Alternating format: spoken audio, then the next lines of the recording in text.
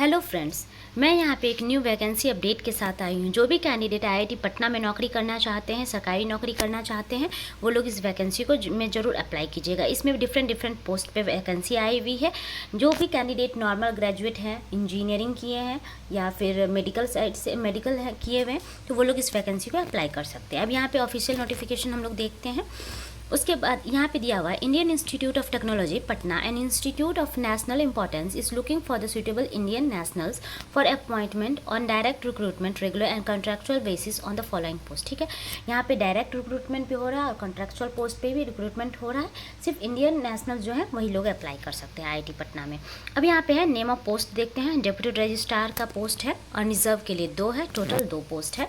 ठीक है, पे लेवल आपका है 7th है। ठीक है, 7 CPC है, लेवल 12 का जॉब है। मैक्सिमम एज लिमिट यहाँ पे 50 है। ठीक है, यहाँ पे सुपरिटेंडेंटिंग इंजीनियर का पोस्ट है और रिजर्व के लिए टोटल 1 सीट है, लेवल 12 का जॉब है। मैक्सिमम एज लिमिट यहाँ पे 50 है। डिप्यूटी लाइब्रेरियन का है, यहाँ पर अनरिजर्व के लिए टोटल 1 सीट है, एकेडमिक लेवल 12 है। मैक्सिमम एज लिमिट यहाँ पे 50 है। टेक्निकल ऑफिसर साइंटिफिक ऑफिसर है, SC के लिए 1, OBC NCL में 2 और टोटल 3 है। लेवल 10 का जॉब है ये। ठीक है, मैक्सिमम एज लिमिट इसमें कितना है, 40 है। मेडिकल ऑफिसर का है, OBC के लिए 1, अनरिजर्व के लिए 2, टोटल 3 पोस्ट है। लेवल 10 का जॉब है ये और मैक्सिमम एज लिमिट इसमें 40 है। असिस्टेंट रजिस्ट्रार का पोस्ट है, ST के लिए 1, SC के लिए 1, OBC NCL के लिए 1, अनरिजर्व के लिए 2 और टोटल इसमें 5 सीट है। लेवल 10 का जॉब है और मैक्सिमम एज लिमिट इसमें 40 है। जूनियर इंजीनियर का इसमें SC के लिए 1 सीट है, अनरिजर्व के लिए 3 और टोटल 4 सीट है। लेवल 6 का जॉब है ये, मैक्सिमम एज लिमिट 32 है।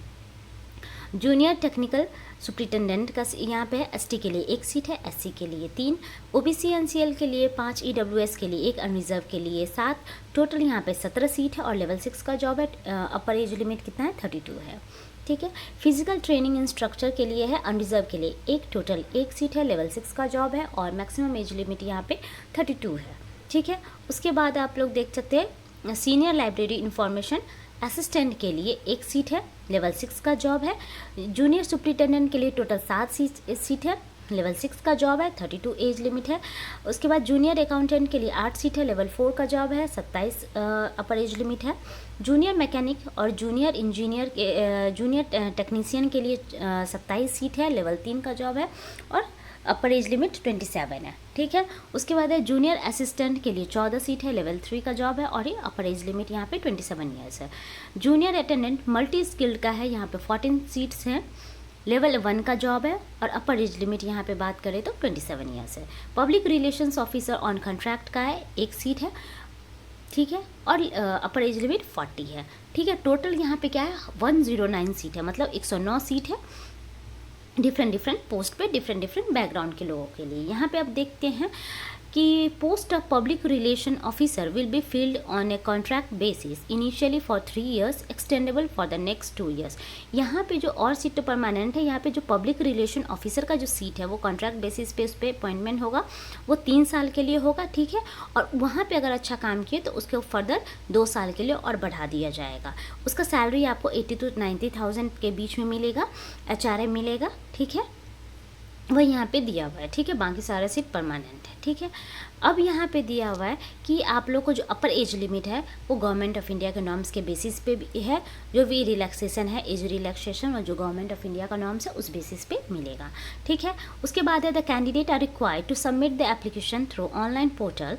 ऑनलाइन यहाँ पे आपको ऑनलाइन ही अप्लाई करना होगा, तो ऑनलाइन जो पोर्टल है उस पर IIT पटना के वेबसाइट पर आप लोग जाके अप्लाई करेंगे। यहाँ पे दिया हुआ वेबसाइट staff.RACT.IITP.AC.in पे आप लोग अप्लाई कर सकते हैं। और ऑनलाइन एप्लीकेशन कब से कब तक करना होगा, तो 20/4/2023 मतलब 20 अप्रैल से 15 मई 2023 तक होगा। ठीक है, उसके बाद आप लोग after successful online submission of application a print out of the page may be retain till the recruitment process is over.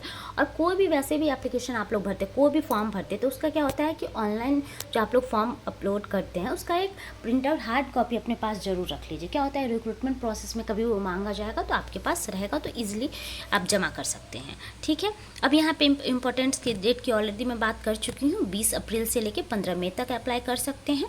ठीक है, अब यहाँ पे हम लोग देखते हैं कि वैकेंसी डिटेल मतलब क्या है, उसका क्राइटेरिया है, एलिजिबिलिटी क्राइटेरिया क्या है। तो यहाँ पे दिया हुआ है डिप्टी रजिस्ट्रार के लिए क्या है, master degree in any discipline with a minimum of 55% marks और equivalent grade point average along with, ठीक है। इसमें बोला जा रहा है कि जो डिप्टी रजिस्ट्रार का जो पोस्ट है उसके लिए मिनिमम 55% मार्क्स होना चाहिए, मास्टर डिग्री होना चाहिए, ठीक है। मास्टर डिग्री में 55% मार्क्स होना चाहिए और 9 साल का एक्सपीरियंस होना चाहिए एज ए असिस्टेंट प्रोफेसर का, लेवल 10 का जॉब होना चाहिए, ठीक है वो, ठीक है। तो ये चीज़ ध्यान देंगे जो भी कैंडिडेट इसमें वो करेंगे, अप्लाई करेंगे। अगर कोई भी कैंडिडेट सीए हैं, ठीक है, तो वो लोग सिर्फ मास्टर डिग्री उन लोग का वैलिड होगा, ठीक है। उसके बाद है सुपरिटेंडिंग इंजीनियर का है BTech BE in civil engineering और equivalent degree with a minimum of 55% marks और equivalent grade point average with relevant experience of 5 years in a post in level 10, ठीक है। इसमें बोला जा रहा है कि आपको बीई या बीटेक होना चाहिए, सिविल इंजीनियरिंग में 55% मार्क्स के साथ होना चाहिए और 5 साल का एक्सपीरियंस होना चाहिए लेवल 10 के जॉब में, ठीक है। अब उसके बाद अगर कोई एमई एमटेक किए हुए हैं सिविल इंजीनियरिंग में तो बहुत अच्छी है, वो लोग को 3 साल का एक्सपीरियंस वैलिड होगा, ठीक है। उसके बाद है डेप्यूटी लाइब्रेरियन का है master degree in library science, information science और documentation with at least 55% marks of the mark और equivalent grade in a point scale wherever grading system is follow, ठीक है। अगर कोई डेप्यूटी लाइब्रेरियन बनना चाहते हैं तो मास्टर डिग्री होना चाहिए लाइब्रेरी साइंस में या इंफॉर्मेशन साइंस में 55% मार्क्स के साथ और, ठीक है, 8 साल का एक्सपीरियंस होना चाहिए असिस्टेंट यूनिवर्सिटी लाइब्रेरियन के रूप में, ठीक है। उसके बाद अगला देखते हैं टेक्निकल ऑफिसर और साइंटिफिक ऑफिसर, ठीक है। यहाँ पे है कि यहाँ पे 3 साल का डिप्लोमा सिविल इंजीनियरिंग में होना चाहिए और 12 साल का एक्सपीरियंस होना चाहिए डिप्लोमा के बाद, ठीक है। और वो लेवल 6 का जॉब होना चाहिए। और अगर कोई कैंडिडेट बीटेक किए हुए हैं, ठीक है, तो वो लोग को क्या है कि 55% मार्क्स तो होना ही चाहिए और उसके बाद उन लोगों को क्या होना चाहिए कि 6 साल का एक्सपीरियंस होना चाहिए डिग्री के बाद, ठीक है। लेवल 6 का जॉब होना चाहिए, ठीक है। और कोई अगर एमई एमटेक किए हुए हैं तो उन लोग को 2 साल का एक्सपीरियंस चाहिए, ठीक है, और 55% मार्क्स होना चाहिए। अब है टेक्निकल ऑफिसर और साइंटिफिक ऑफिसर। इसमें है कि केमिकल इंजीनियरिंग में डिप्लोमा होना चाहिए या बायोकेमिकल इंजीनियरिंग में डिप्लोमा होना चाहिए और उसके बाद 12 साल का एक्सपीरियंस होना चाहिए, ठीक है, लेवल 6 के जॉब में। या अगर ये डिप्लोमा वाले के लिए अगर कोई बीटेक किए हुए हैं केमिकल इंजीनियरिंग में तो वो लोग को 5 साल का एक्सपीरियंस होना चाहिए और कोई अगर एमई एमटेक किए हुए हैं केमिकल इंजीनियरिंग में तो उन लोग को 2 साल का एक्सपीरियंस होना चाहिए लेवल 6 के जॉब में, ठीक है। और अगर कोई पीएचडी किए हुए हैं, ठीक है, तो उन लोग को डिग्री के बाद 3 साल का एक्सपीरियंस होना ज़रूरी है, ठीक है, सॉरी 1 साल का एक्सपीरियंस होना ज़रूरी है।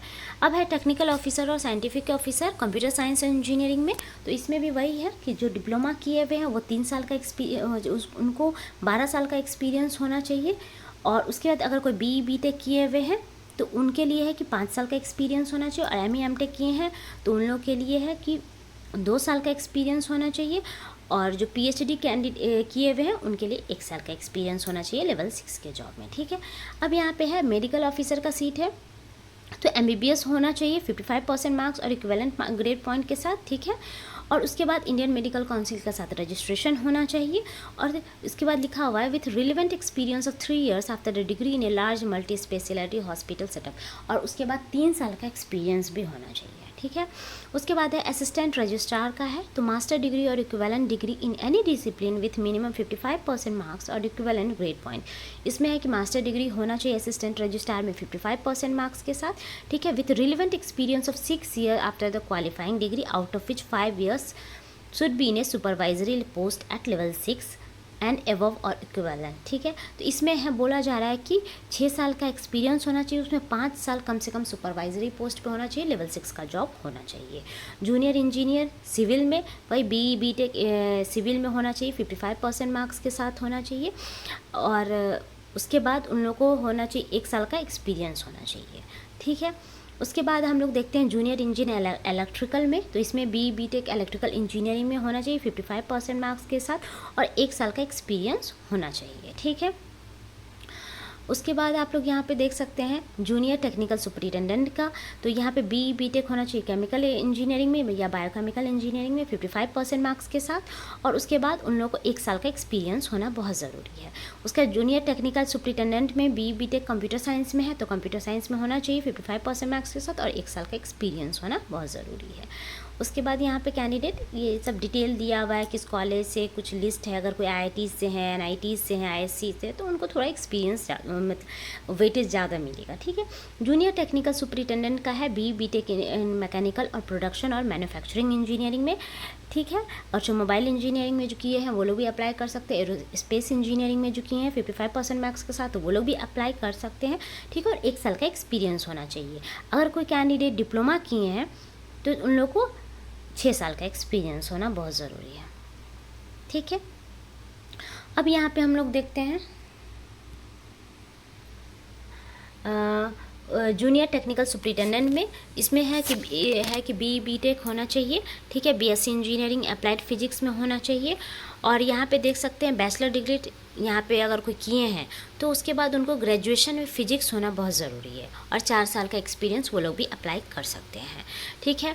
यहाँ पे डिफरेंट पोस्ट के लिए, जैसे यहाँ पे जूनियर टेक्निकल सुपरिटेंडेंट की बात कर रहे हैं, तो BE-BTech होना चाहिए इलेक्ट्रिकल इलेक्ट्रॉनिक्स इंजीनियरिंग में, और उसके बाद उसको क्या होना चाहिए, 1 साल का एक्सपीरियंस होना चाहिए, ठीक है। इसमें जो डिप्लोमा वाले हैं वो लोग भी अप्लाई कर सकते हैं, उन लोगों को 6 साल का एक्सपीरियंस चाहिए। तो यहाँ पे जैसे फिजिकल ट्रेनिंग इंस्ट्रक्टर के लिए है तो master degree in physical education होना चाहिए या स्पोर्ट्स साइंस में, और 55% मार्क्स के साथ होना चाहिए, और 1 साल का एक्सपीरियंस होना बहुत ज़रूरी है, ठीक है। अगर आप लोग कोई IITs NITs में काम किए हुए हैं तो उसका ज़्यादा वेटेज दिया जाएगा, ठीक है। सीनियर लाइब्रेरी इंफॉर्मेशन असिस्टेंट का है कि बैचलर इन लाइब्रेरी साइंस में होना चाहिए, इंफॉर्मेशन साइंस में होना चाहिए 55% मार्क्स के साथ, और 1 साल का एक्सपीरियंस होना बहुत ज़रूरी है। उसके बाद है जूनियर सुपरिटेंडेंट का भी सीट है, बैचलर डिग्री की होना चाहिए इसमें, जैसे अगर 10+2+3 मतलब +2 इंटर प्लस ग्रेजुएशन जो नॉर्मल करते हैं उन लोग के लिए है, और उनका 2 साल का एक्सपीरियंस होना ज़रूरी है। यहाँ पे हम लोग डिफरेंट पोस्ट के लिए यहाँ पे देख सकते हैं एलिजिबिलिटी क्राइटेरिया, जैसे जूनियर मैकेनिक है या सिविल एंड इन्वायरमेंटल इंजीनियरिंग में, सिर्फ इसमें जो BE-BTech सिविल इंजीनियरिंग में है वो लोग अप्लाई कर सकते हैं, लेकिन अगर एक्सपीरियंस है IITs NITs या कोई प्रीमियर इंस्टीट्यूशन में तो आपका ज़्यादा वेटेज मिलेगा, ठीक है। तो ऐसा नहीं है कि वो सब जॉब पे है ना एक्सपीरियंस है, नहीं, यहाँ पे फ्रेशर लोग भी अप्लाई कर सकते हैं। जैसे जूनियर टेक्नीशियन की है तो BE-BTech BSc इलेक्ट्रिकल इंजीनियरिंग में जो किए होंगे वो लोग भी अप्लाई कर सकते हो, यहाँ पे कोई भी एक्सपीरियंस नहीं है, ठीक है। यहाँ पे जूनियर मैकेनिक में जिसमें BE-BTech अगर कोई की है मटेरियल साइंस या इंजीनियरिंग से, मेटलर्जिकल से या मटेरियल इंजीनियरिंग में, सेरामिक टेक्नोलॉजी में, पॉलीमर साइंस में, तो वो लोग भी अप्लाई कर सकते हैं, कोई भी एक्सपीरियंस यहाँ पे ज़रूरत नहीं होगा। अगर कोई डिप्लोमा किए हैं तो डिप्लोमा वाले को 2 साल का एक्सपीरियंस होना ज़रूरी है, ठीक है। तो इसमें जो फ्रेश कैंडिडेट है वो लोग भी अप्लाई कर सकते हैं, बहुत अच्छी वैकेंसी है जो IIT पटना में नौकरी करना चाहते हैं उनके लिए, ठीक है। अब यहाँ पे BE-BTech है, यहाँ पे junior technician computer science and engineering का है, तो BE-BTech BSc जो इंजीनियरिंग कंप्यूटर साइंस या इन्फॉर्मेशन टेक्नोलॉजी में किए हैं, इलेक्ट्रॉनिक्स एंड कम्युनिकेशन इंजीनियरिंग में किए हैं, वो लोग भी अप्लाई कर सकते हैं, और यहाँ पे कोई भी एक्सपीरियंस का ज़रूरत नहीं है। अगर कोई डिप्लोमा किए हैं उन लोगों के लिए 2 साल का एक्सपीरियंस होना बहुत ज़रूरी है, ठीक है। अब यहाँ पे आप लोग देख सकते हैं डिफरेंट के लिए, इसमें एक्सपीरियंस वाले के लिए भी अच्छी वैकेंसी है, जो नहीं एक्सपीरियंस है फ्रेश कैंडिडेट है वो लोग भी यहाँ पे अप्लाई कर सकते हैं। जो जूनियर अटेंडेंट है मल्टी स्किल्ड है तो इसमें सिर्फ मैट्रिक पास होना ज़रूरी है, लेकिन अगर कोई कहीं काम किए हैं तो उनका थोड़ा वेटेज मिलेगा, ठीक है। तो यहाँ जैसे कोई मास कॉम किए हैं मास्टर डिग्री में और 55% मार्क्स के साथ और 5 साल का एक्सपीरियंस है तो पब्लिक रिलेशन ऑफिसर वो लोग बन सकते हैं, ठीक है कैंडिडेट। यहाँ पे बोला गया है कि जो सीरियल नंबर 16 का पोस्ट है मतलब पब्लिक रिलेशन ऑफिसर वो कॉन्ट्रैक्ट पे है, बाकी सारा जॉब परमानेंट जॉब है, ठीक है, यहाँ पे लिखा हुआ है। और सब पोस्ट का प्रोबेशन भी दिया हुआ है, किसी पोस्ट के लिए 1 साल का प्रोबेशन है, किसी के लिए 2 साल का है, ठीक है। और public relation officer contract basis पे यही दिया हुआ है। आप लोग डिटेल कैसे अप्लाई करेंगे तो ऑफिशियल वेबसाइट जो IIT पटना का है वहाँ पे जाके staff.RICT.IITP.AC.in पे जाके अप्लाई करेंगे। एज रिलैक्सेशन जो गवर्नमेंट ऑफ इंडिया का नाम से उस बेसिस पे मिलेगा, ठीक है। अब यहाँ पे हम लोग देखते हैं पेमेंट की बात करते हैं कितना कहाँ आवे, और कोई भी TAD मतलब नहीं मिलेगा रिटन टेस्ट या ट्रेड टेस्ट में शामिल होने के लिए, ठीक है। तो यहाँ पे आप देख सकते हैं कि अदर देन SC ST और PWBD और विमेन के लिए कोई भी एप्लीकेशन फ़ी नहीं है।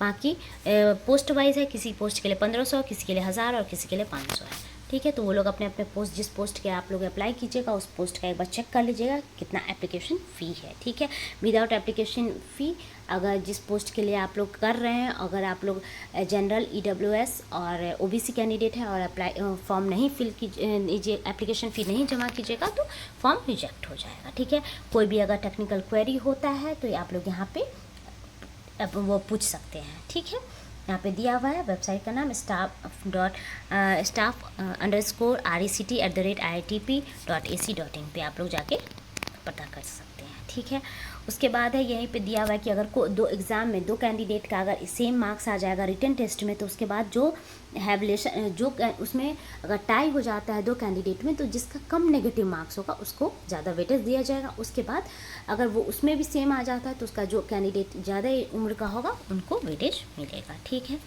कैंडिडेट, तो आप लोग देख लीजिएगा। और लास्ट एक में देख लीजिए, candidate possessing the requested qualification and experience में अप्लाई ऑनलाइन, यहाँ से अप्लाई कर लीजिएगा। staff.RECT.IITP.ac.in पे सिर्फ अप्लाई आप लोग कर सकते हैं। Last date for closing the online application interface is 15/5/2023, 15 मई 2023 को लास्ट डेट हो जाएगा। Hard copy of the online application need not require to be send by post, और हार्ड कॉपी आपको सेंड नहीं करना है, अपने पास खुद के लिए फ्यूचर के लिए आप लोग सिक्योर करके रख सकते हैं। कैंडिडेट, आपको मेरा वीडियो अगर अच्छा लगता है तो प्लीज़ मेरे चैनल को ज़रूर सब्सक्राइब कर लीजिएगा। फ्यूचर में इस चैनल पे आपको डिफरेंट कंटेंट भी देखने को मिलेगा, स्टडी मटेरियल भी मिलेगा, तो प्लीज़ मेरे चैनल को ज़रूर सब्सक्राइब कर लीजिएगा और अपने फ्रेंड्स और फैमिली के साथ ज़रूर शेयर कीजिएगा। Thank you.